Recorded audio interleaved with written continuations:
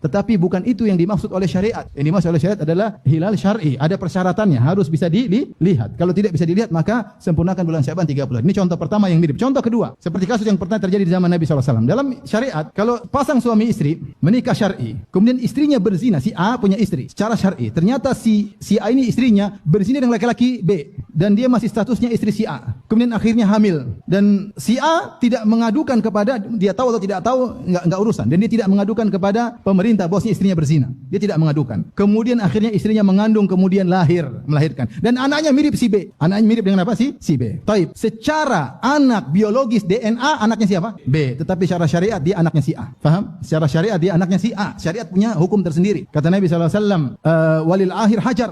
Bahwasanya orang yang berzina hanya mendapatkan batu, tidak mendapatkan anaknya. Syariat punya hukum tersendiri. Paham? Berarti beda antara sains artinya secara kenyataan dengan hukum syar'i. Contoh lagi, Rasulullah SAW menyebut tentang masalah solat gerhana. Ya. Kata Rasulullah SAW, fa in ra'aitumuhu, kalau kalian melihat gerhana maka solatlah. Taib. Secara perhitungan terjadi gerhana, tapi ternyata hujan. Misalnya, gerhana tidak terlihat. Paham? Kita solat gerhana atau tidak? Tidak sholat gerhana. Meskipun secara perhitungan astronomi gerhana terjadi. Artinya saya ingin menyampaikan bahwasanya syariat punya iktibar, punya aturan tersendiri. Contoh lagi, contoh yang keempat. Rasulullah mengatakan tentang seorang ketika sholat dia ragu. Maka Rasulullah SAW mengatakan, la yansarif hatta yasma'a sautan aw yajida riha. Jangan dia batalkan sholatnya sampai dia mendengar bau kentut atau dia mencium apa bau kentut. Ketika dia ragu-ragu, saya kentut atau tidak misalnya. Kok kayaknya duburnya ada keluar hembusan udara yang lembut sekali. Aduh, apalagi perutnya guruk-guruk. Aduh. Tapi dia enggak mendengar suara keluar. Dia sudah berusaha mendengar, tidak ada suara. Dia mencium pun tidak ada. Bisa jadi tetangganya cium diam-diam.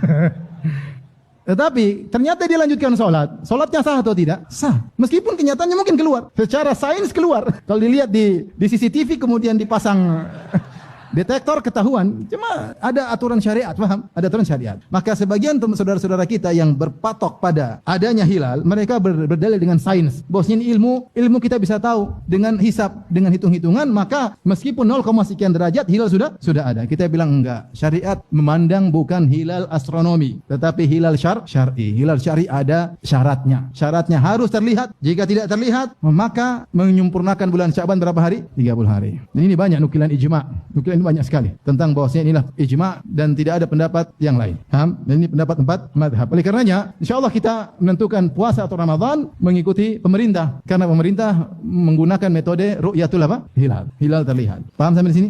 Jangan lupa follow dan bagikan untuk mendapatkan pahala jariahnya. Semoga bermanfaat. Barakallahu fiikum.